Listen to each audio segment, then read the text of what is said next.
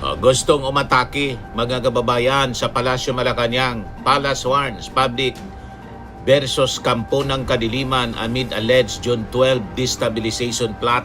Nangangati na sila mga kababayan si Sara Duterte kasi gusto nila hindi matuloy yung impeachment trial. Kaya the plan to storm Malacanang by pro-Sara groups on June 12 to coincide with the Independence Day. The Philippine National Police has received intelligence reports of a planned attack on the palace to be led by a religious sect. Palang mga kababayan, sabi diyan, breaking news. The Bulacan RTC Branch 20 has ordered the arrest of government contractor Curly Discaya for malversation in connection with alleged anomalies in flood control projects. Nagbabagang mga balita at pagtalakay sa mga isyu ng lipunan. Bulsa, opinyon, banat at paglalantad sa katotohanan. Bulsa, what you see is what you get. You decide. Hello po mga kababayan, si Dante Marantillas. May pinalabas ngayon na warning yung Palasyo Malacanang na sa June 12 daw, mga kababayan, Independence Day celebration. Yung mga tinawag ng palasyo na kampo ng kadiliman ay nagpaplano daw na maglunsad ng destabilization plot. Gustong umatake mga kababayan sa Palasyo Malacanang. Palace warns public versus kampo ng kadiliman amid alleged June 12 destabilization plot. Nangangati na sila mga kababayan si Sara Duterte kasi gusto nila hindi matuloy yung impeachment trial. Kaya mag-attempt sila na sugurin na yung Palasyo Malacanang, mga kababayan, para ipo si Sara, mapalitan yung ating Pangulo at saka maisalba din yung kanyang mga kampon na mga senador na naharap sa mga kasong plunder. Payag kayo sa ganun, mga kababayan. So sabi dito sa balita ngayon ng Manila Bulletin, the palace issued a statement after veteran broadcaster Ramon Tulfo claimed on social media that intelligence reports discussed during a meeting in Camp Crame allegedly involved a plan by pro-Vice President Sara Duterte's groups to attack the palace on Independence Day. Tulfo also claimed that the PNP, the Philippine National Police, had received intelligence reports of a planned attack that would allegedly be led by a religious group. Alam na natin kung anong religious group. Yung kulto ni Marcoleta, kulto ni Sara. Sino pa ba, mga kababayan? Ito yung post ni Ramon Tulfo 4 hours ago. My Tweety Bird, who attended the meeting in Camp Crame, says the agenda was the plan to storm Malacanang by pro-Sara groups on June 12 to coincide with the Independence Day. The Philippine National Police has received intelligence reports of a planned attack on the palace to be led by a religious sect. According to My Tweety Bird, the conferees tackled the defense of Malacanang. Sabi dito sa reaction ni Melchor Vergara, the Dorians are desperate. The authorities should respond appropriately and with extreme prejudice to finally wipe them off the side of the ground. The nation will improve immediately. Kada nagkagulo po, mag-declare na po ng martial law. At kailangang ubusin na to mga kababayan na ikulong. Hindi po i-EJK tulad ng ginawa nila, kundi ikulong, papanagutin sa batas. At wag na nating ituloy yung eleksyon kasi yun man lang po ang lagi nilang sinasabi. Di ituloyan na natin para wala pong Duterte na makaupo sa posisyon. At lahat ng mga nagbabanta sa katahimikan ng ating bansa, dapat po sila ay iharap sa batas. Gamitan na po ng kamay na bakal. Hindi sila titigil pag hindi natin sila ginamitan ng kamay na bakal.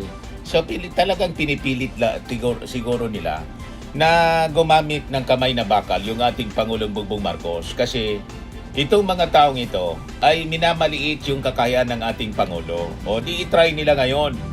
That will justify mga kababayan, the declaration of martial law, di tapos kayo ngayon.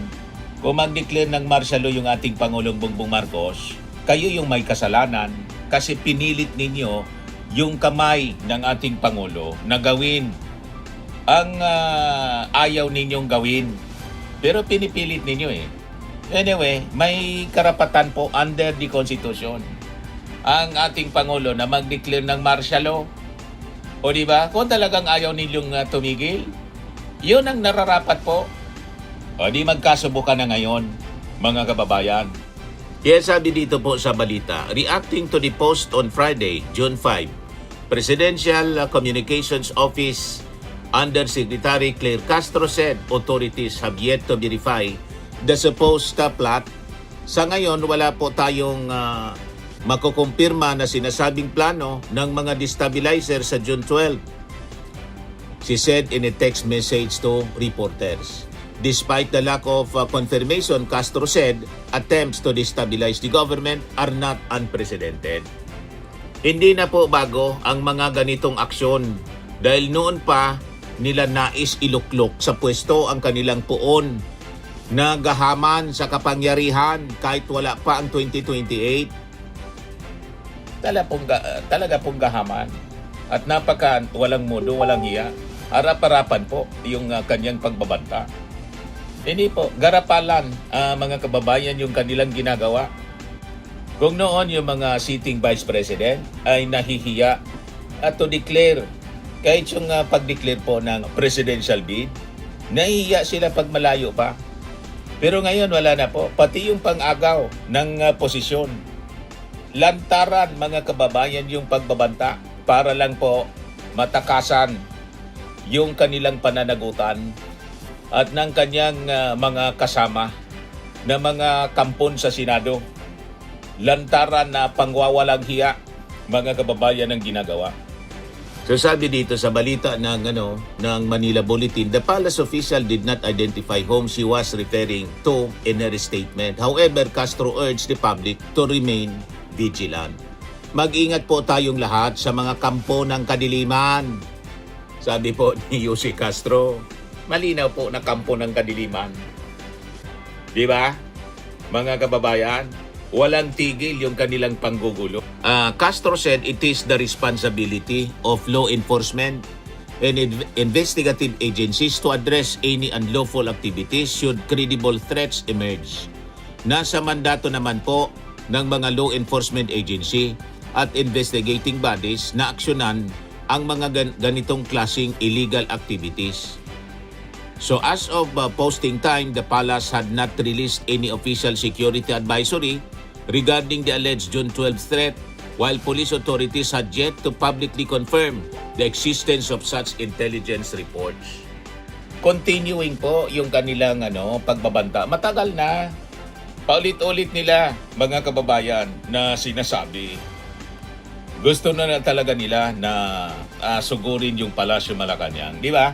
Noong panahon na nandito pa si Harry Roque, yung mga maisog rallies, naghihintay lang daw sila ng utos mula kay Sara Duterte na sugurin na yung Palasyo.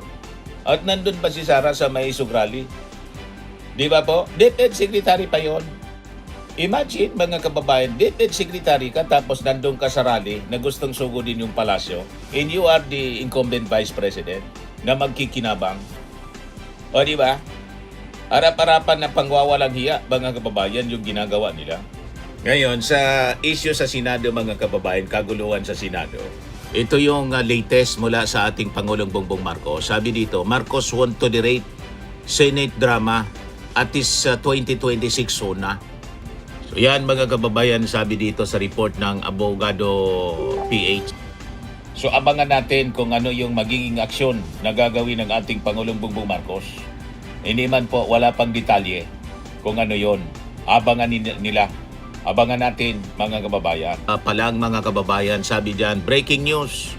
The Bulacan RTC Branch 20 has ordered the arrest of government contractor Curly Discaya for malversation in connection with alleged anomalies in flood control projects.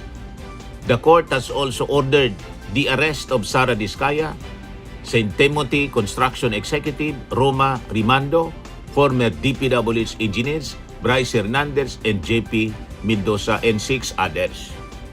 So ganyan kaseryoso mga kababayan yung ating gobyerno. And natutuwa tayo kasi yung RTC, yung korte ay umaaksyon na ng mabilis din mga kababayan. At tingin natin, malamang sa malamang, susunod yung mga senators na naarap po sa plunder case. Susunod sila na makukulong mga kababayan. At pag nangyari yon, karamihan na members ng new minority, yung grupo ni Alan Peter Cayetano, wala na siya, nabawasan na siya ng numero. Kailangan na talaga niya na mag-give up. Kasi ngayon pa lang po, wala na siyang numero. 10 as against 12. Effectively rendering him inutil. Hindi man siya makapag-function kasi tinanggal na po. Dineclare ng committee as vacant. Dineclare na po ng Senate majority pala as vacant yung posisyon na Senate President. Hindi lang sila maka-elect ng kapalit kasi kailangan 13. Di ba? Pag nabawasan pa sila, mga kababayan, pag lumabas na yung mga warrant of arrest against senators na naharap po sa plunder. At si Joel Villanueva, ang sabi, hindi na nagpapakita si Joel Villanueva. Malamang yun ang susunod na tatalo. Hindi siya tumalon, bala sa buhay niya. Di ba? Mga kababayan, may mga reports na yung tatay ni Joel Villanueva nakipag-negotiate na. In-advisean siguro ng tatay. Malamang susunod ka na kay Jinggoy. Yan ang magiging kapalaran niya, mga kababayan. Si Chis Escudero nakapag-isip-isip na. Biglang tumalon si Chis Escudero. Di ba? Ngayon, yung mga former Senate Presidents may pinalabas na statement, mga kababayan, sa nangyaring kaguluhan sa Senado. Ayan po, basahin natin. Sabi dyan, we former presidents of the Senate of the Republic of the Philippines speak at this difficult moment out of our shared moral duty to the institution we once had the honor to lead. Those of us who once held the gavel know that the highest duty of a Senate President is not to cling to office but to leave the institution stronger, more respected, and more firmly bound to the rule of law that when he or she found it. We call on all incumbent senators, regardless of black or affiliation, to de-escalate public rhetoric that demeans the Senate and weakens confidence in it, to confine the disagreements to the floor and to the proper forums, where the arguments and the votes can be scrutinized by the public, and to prioritize the urgent work before the Senate. The economy, food and energy security, and justice over internal maneuvering. We urge all members of the Chamber to resolve this crisis swiftly within the bounds of the Constitution, the rules and long-standing practice. The country cannot afford an unstable Senate at a time of mounting economic pressures, security threats, and growing public distrust in institutions. Yan ang appeal sa mga senador mismo.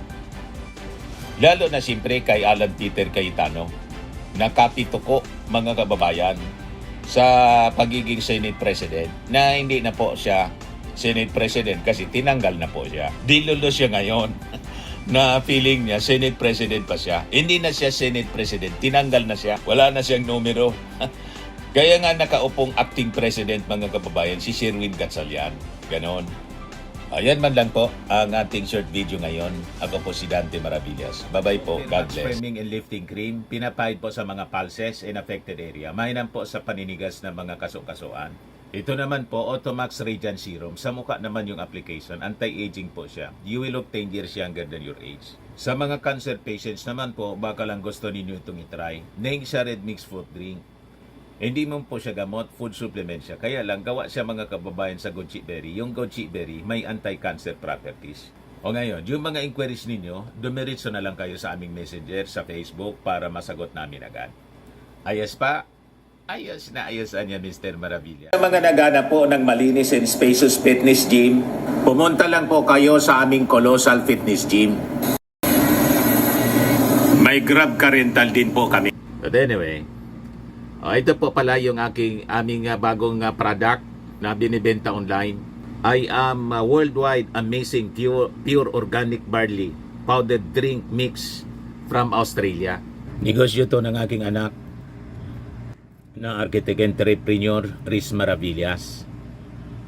Ayan po. Kontakin na lang po ninyo siya, Riz Maravillas on Facebook. Ang mga health benefits niya, boost immunity, improves digestion, enhance energy levels, packed with antioxidants, prevent cancer. Ito naman po yung bago naming product na binibenta online. Eye Glow Serum, whitening po siya. Tingnan ninyo yung epekto sa aking anak na architect before and now. Yung mga inquiries po ninyo, dumiretso na lang kayo sa kanyang Facebook account, Riz Maravillas.